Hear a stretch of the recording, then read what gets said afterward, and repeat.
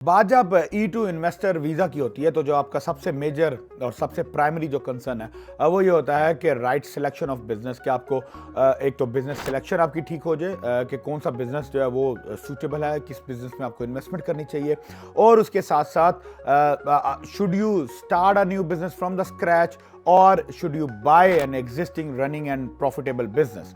तो आज इस वीडियो में मैं डाइसेक्ट करूंगा कि how what are the comparisons between starting a business and buying an existing business, and primarily focus would be how you can actually start a business and build it from the scratch when you are considering for your E2 investor visa. Assalamu alaikum. My name is Rahil Sheikh. I'm a business consultant based in Virginia, USA.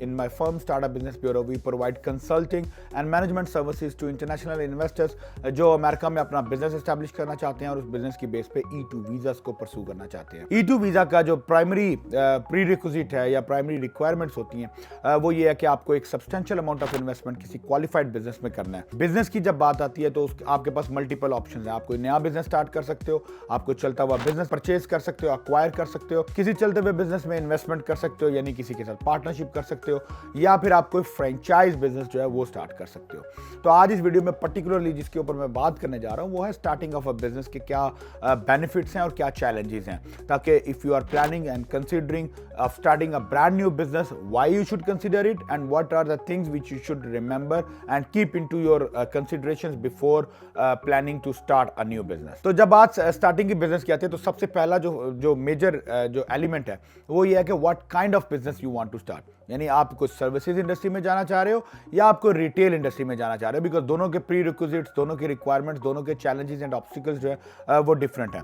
तो हम पहले बात करते हैं कि services industry में, तो अगर आप सर्विसेज का कोई बिजनेस, सर्विसेज इंडस्ट्री में क्या आता है, तो होम सर्विसेज का कोई बिजनेस हो, प्रॉपर्टी मैनेजमेंट का बिजनेस हो, रिपेयर एंड रीमॉडलिंग का बिजनेस है आपकी, इसके अलावा आपकी क्लीनिंग सर्विसेज का बिजनेस है, कार वॉश सर्विसेज का बिजनेस है, ठीक है, इस तरह के जितने भी आपके सर्विसेज रिलेटेड बिजनेस हैं उनकी रिक्वायरमेंट्स बहुत सिंपल हैं।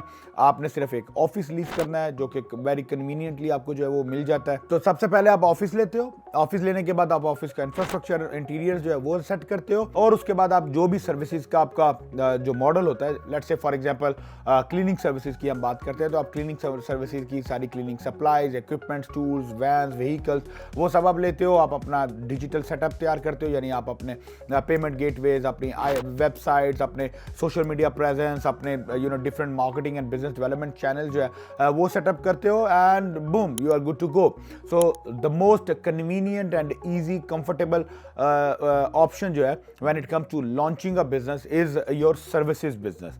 ठीक है, इसमें कोई बहुत ज़्यादा मेजर आपको चैलेंजेस नहीं आते, टाइम फ्रेम आपके पास है, आप बड़े कंफर्टेबली जो है वो स्टार्ट कर सकते हो ये बिजनेस। अब सेकेंडली अगर आप रिटेल बिजनेस स्टार्ट करना चाह रहे हो तो बड़े सर्टन की एलिमेंट्स हैं, क्योंकि रिटेल बिजनेस में जो सबसे मेजर चैलेंज है, सबसे बड़ी इंपॉर्टेंट चीज़ है वो है लोकेशन, कि आपको पहले लोकेशन फाइंडिंग करनी है। एक अच्छी लोकेशन, एक सक्सेसफुल लोकेशन आपको ढूंढने में, फाइंड आउट करने में it takes couple of weeks to couple of months depending on the nature of business and your location itself और योर स्टेट इटसेल्फ और सिटी इटसेल्फ। ठीक है, तो सबसे पहले कपल ऑफ वीक्स से couple of months it will take for finding a location.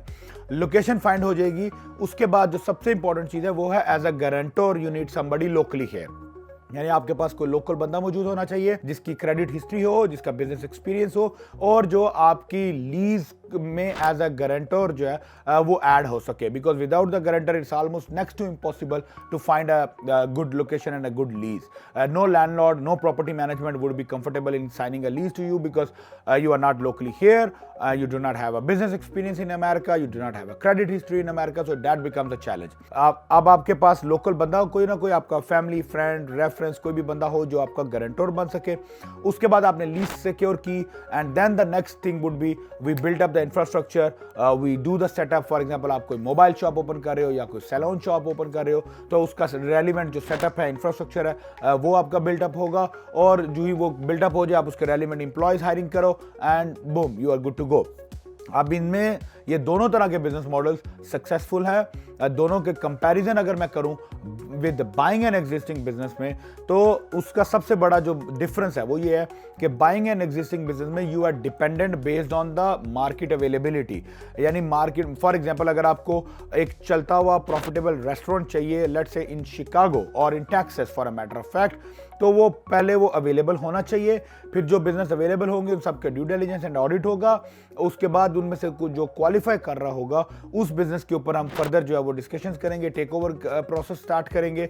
फिर वो बिजनेस जब आप टेक ओवर करोगे उसके आपके तमाम अकाउंट्स, उसके टैक्स, उसकी प्रॉफिटेबिलिटी, उसके एम्प्लॉयमेंट रिकॉर्ड्स, उसकी ये सारी फाइनेंशियल इंफॉर्मेशन जो है और डॉक्यूमेंट जो है वो सब अवेलेबल होने चाहिए ताकि आप E2 एप्लीकेशन को जस्टिफाई कर सको।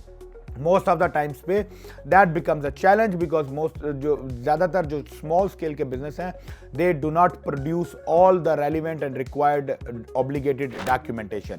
और उसके बाद जब वो सारे अगर मिल जाते हैं उसके बाद फिर जो है वो डील क्लोज होगी। देन फिर आपका लीज का प्रोसेस, अगेन उसमें भी लीज को टेक ओवर करने में आपको गारंटर जो है वो रिक्वायर्ड होगा।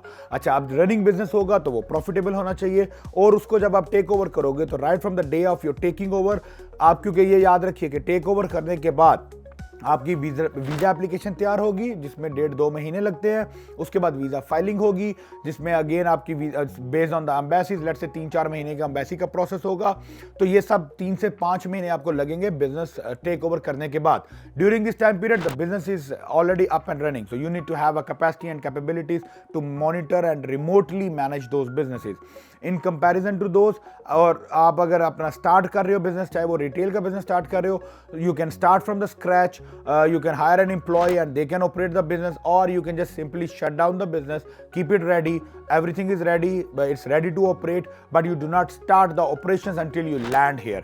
और अगर सबसे convenient option सर्विसेज के बिजनेस में जाते हो तो उसमें भी आप बिजनेस पूरा रेडी टू ऑपरेट करके then you lock it down, you apply for the visa, you get the visa, you come to the country and then you launch the business. तो सबसे कॉस्ट एफिशिएंट जो है वो services business रहता है because उसमें कोई मंथली फिक्स्ड ऑपरेटिंग एक्सपेंसेस नहीं है except for paying a rent of the office, जो कि again which will be relevantly less as compare to a retail store. लेकिन जो सबसे एक्सपेंसिव ऑप्शन है वो बाइंग एन एग्जिस्टिंग बिजनेस वाला है बिकॉज उसमें you need to make sure कि वो बिजनेस की प्रॉफिटेबिलिटी मेंटेन रहे, सस्टेन रहे, and you need to have that kind of capacity and capabilities to manage the business. So those are the primary comparisons.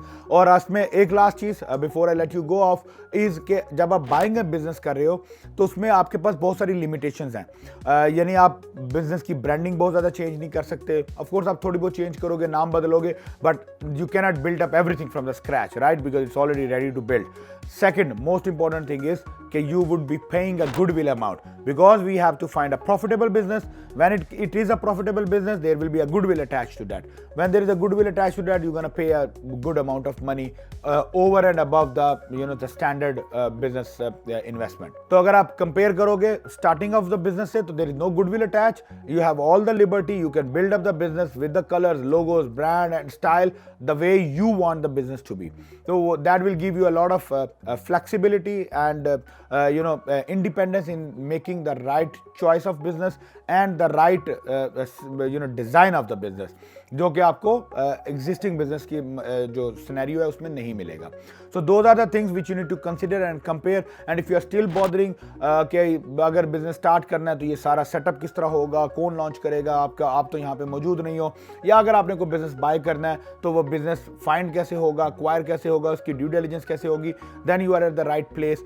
We provide the complete services whether it comes to the starting a business or acquiring a business. तो उसमें ये तमाम की तमाम सारी services we are here to help you out and assist you and guide you and navigate you in the whole of the process either ways, whether you start a business or you start a service business, start a retail business or acquire an existing business.